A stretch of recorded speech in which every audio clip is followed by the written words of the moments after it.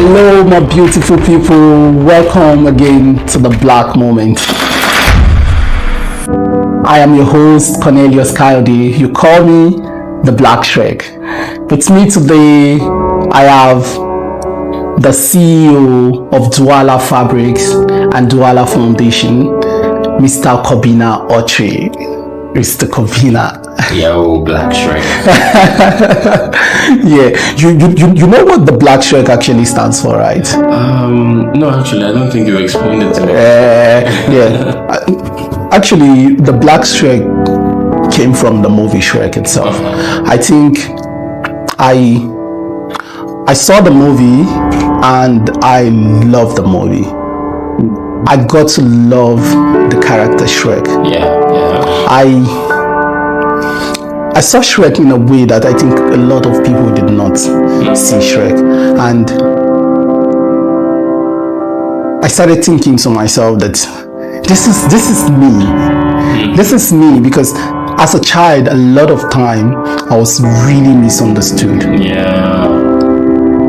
There were a lot of things I did with great intention, just to do good, and it turned out a different way. And I was like scolded badly for it. My parents, my teachers, a lot of situations like that.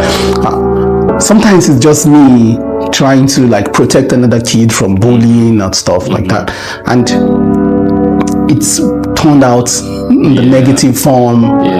And even the kid I'm probably trying to defend is not able to, like, you know. There's this favorite line of mine. Like, I like this favorite line in Shrek. Yeah. It's called. He said this. He was like, "They judge me before they even know me. So I'm better off alone." That was one who was touching. Yes. I love that movie. I tell you, see, that was when I started seeing the Shrek in me. Yeah. And You know. as I grew and worked with different teenagers, I kind of created like an acronym out of the Black Shrec. So BLAC, Black, as you know I spell it, and which is building leaders with aptitude of Christ, and the Shrec stands for serving with humility, respect, empathy, and charisma. So I believe when you're doing something, you put this essence of yourself into it. You know, you do it in style. Do it with your head high. Do it with joy. You know, when you pour out love into something, it becomes beautiful. It definitely does. And I feel most time people want to serve in a place of like, oh, I just want to do it, you know. But I think you should be able to like do it like you love it, do it as you enjoy it, because you know exactly. So it brings out this charisma in you, it brings out this light, and I feel it makes other people give themselves permission to wanting to do the same. Exactly. Yeah. Thanks for clarifying that. The whole origin story of it. Yeah. It's very nice. Yeah. So this will bring me to my first question for you. What is your definition of success? Okay, so my definition of success would be to make sure that the things that I hold dear in my life are all in a good place, in the sense that family is taken care of, you know, family is doing well, wife is happy, children are happy. That is success to me. The rest, I think, is secondary. You know? It's not bad to be successful financially. It's not bad to be successful intellectually. It's not bad to attain personal accolades and all that. But not at the expense of my family. That is success to me. Yeah. Wow, that's beautiful. That's beautiful. I love when you said when the wife is happy. You know, you know the saying, happy wife, happy life. That's so cool. Yeah. So I listened to this. I don't know where I actually got that from, but it's like success does not bring you happiness. Happiness brings you success. Yeah. But when you do what you love, you become successful. Most definitely. So, because with happiness, like the feeling of happiness it can be elusive. Sometimes you can look for it everywhere. And you know, like you might think that, oh, if I do this, I'm gonna be very happy about it. I've achieved this and all that. But it's only certain things that you put in your life that will make you truly happy. You know, you can decide to, you know, like, oh yeah, I like to go, I like to travel, I like to do this, I like to do that. You know, some of these things could hold some of your happiness, but the truth is that it's a personal pursuit. Happiness is a very personal pursuit. You have to look within yourself to really discover what truly makes me happy. You know, it can't always be tied to something. You know, I always told my wife when we were, you know, dating and all that try to find what makes you happy. Do not let me be your happiness, because that is risky. That's deep. You know, I can be your happiness, true, but when I'm not around, are you going to be sad? You know, so you have to find that happiness within you. Like self-love can bring you happiness. If you are happy with the human being that you're becoming, it's one step in the right direction to finding the happiness that you want. Wow. So once you find that happiness, success is right around the corner. Because then you're going to know what's going to make you happy and the things that are going to make your soul feel okay. You know, there are some jobs that you might take that you're like, no, this is not where I need to be, because you are aware of what makes you happy. You know, even if you're successful in these jobs, you're realizing that your happiness is not really there. It's temporary, it's fleeting. You hear, oh yeah, you don't, I'll give it up for this person and all that, but after you go back home, you sit down, you look at what you're doing, and then you're like, this is not where my joy is. This is not where my future is. This is not where I want my happiness to be. So you have to find your innermost happiness. Like, there are a lot of people who do a lot of things that bring them joy. You know, it's not necessarily bringing them a lot of money, but it's bringing them joy. One example would be my mother. Before she was working in the office, she was very successful there. In the sense that she was always getting promotions and always inventing herself in that space. They never wanted to let her go. No. But she realized that the walls in the office were like, what are you doing here? This is not where you're supposed to be.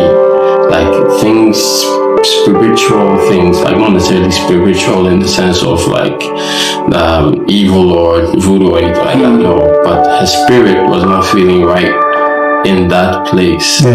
You see. And so it was speaking to her that no, this is not what God wants you to do. This is not where your happiness lies. Where does your happiness lie? Happiness lies in helping people to discover themselves, trying to bring people out of debts, trying to help the community function properly, because we find out that you're living in a country where the government does not do much for its citizens. A lot of people are going like hand to mouth daily, like nothing really is happening in the country.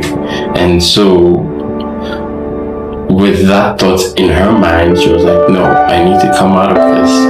I need to link up with some of my philanthropists, link up with some of these other people. Let's get some things set up in place and then start working towards a certain goal. So, yeah, like I said, that's where she found her happiness. That's beautiful. Yeah. That's beautiful. I started to think, what is the difference between happiness and joy? I noticed you use both, and I'm looking, is there a thin line between both?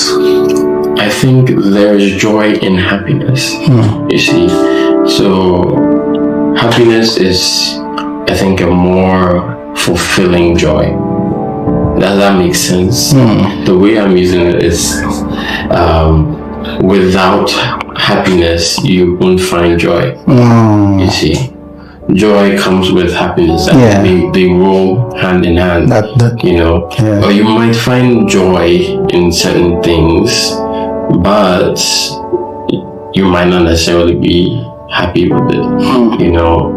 It comes in all sorts of forms, but the truth is, with happiness there is joy.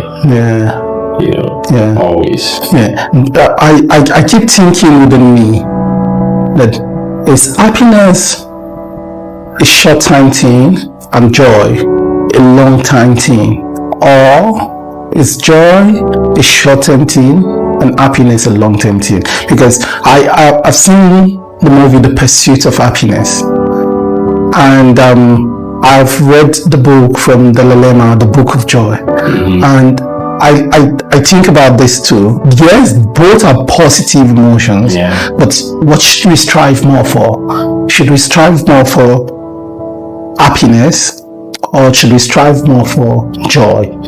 All right, so you mentioned The Pursuit of Happiness.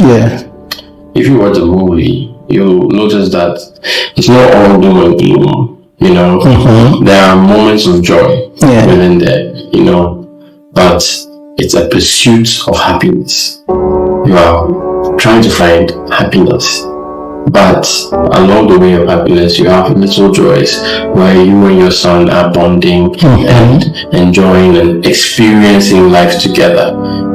It's within those little joys that you get the encouragement to keep going forward to find the happiness, because without you knowing joy, I don't think you would ever want to find happiness. Because joy is like the encouragement that's given to you to find happiness. Because joy is nice, you feel it, it's temporal, but then you're like, I want more of this. Where can I get more of this? It helps you to discover yourself, and then you can go on to find the happiness. The happiness is a longer term thing, but in this life, nothing lasts forever. So it's long, but you always have to make room for the balance, because our life is all ups and downs. You just have to prepare yourself mentally to go through the downs and then come out stronger for more happiness. I love that.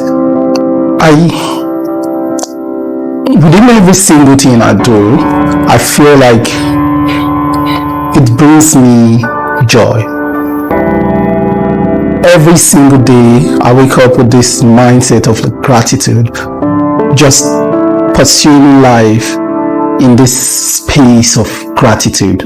I have this watchword, it's Miraki, and on my necklace here, my mama Susan gave this to me, and she printed my watchword on it.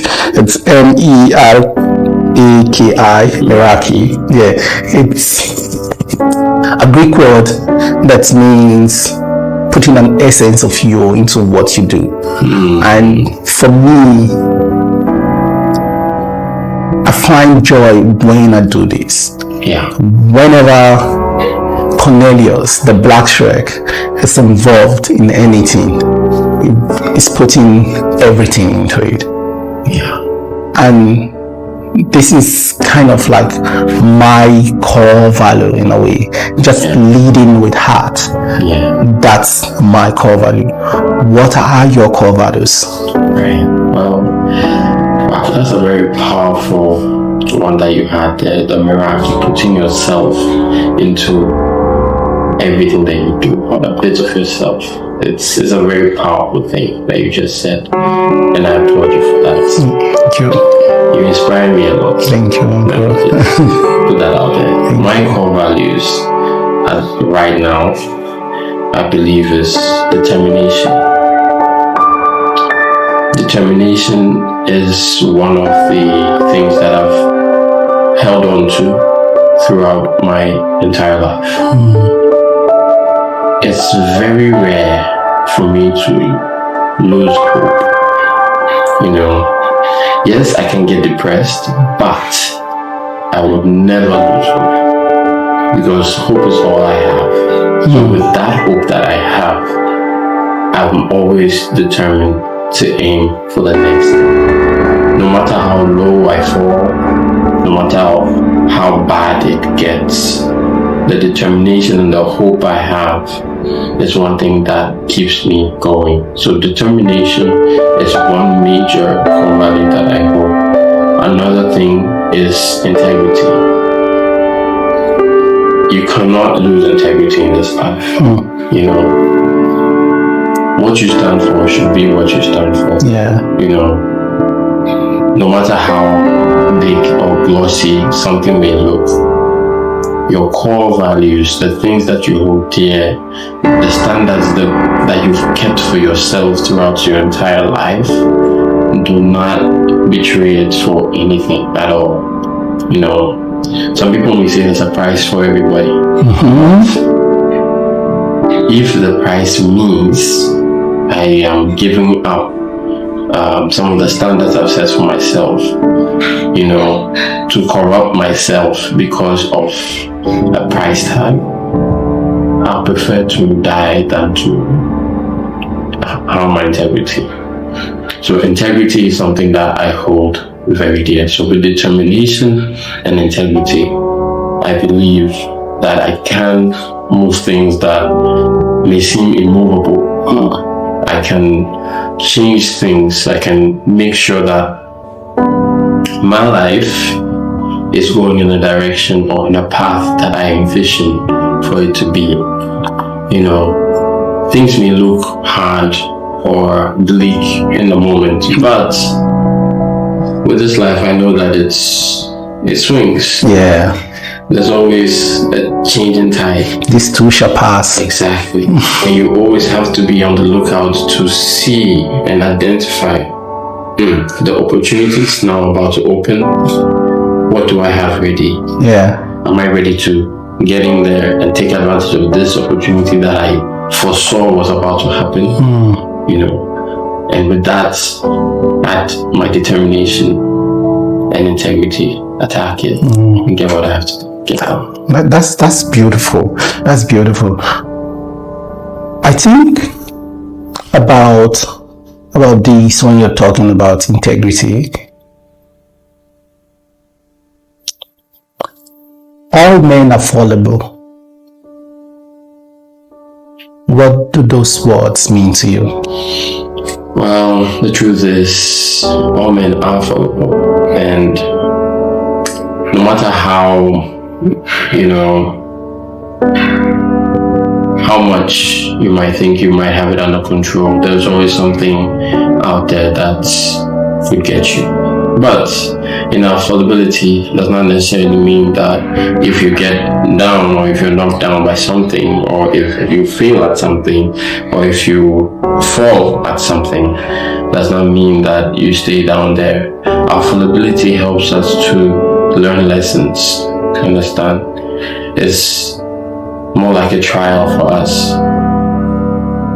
Yes, you are meant to fail so that you can see how this failure affected you, and then learn from that to then see, alright, this, I know I'm weak at this, so if this should happen again, how prepared am I going to be? our fallibility, I believe, is a strength, you know, because it's only through our moments of weakness, our moments of strife, our moments of complete confusion, that's when our brain is at its peak of processing. Because these things sometimes are completely new to us, or even they might not even be new, but we are just innately weak at controlling them, you know. But it's with time, it's with experience, it's with the knowledge that you've gathered over the years that you use to always sort of improve yourself. So yes, you're fallible, but doesn't mean that you should stay fallible. You know, you're fallible, true. But what are you going to do about it?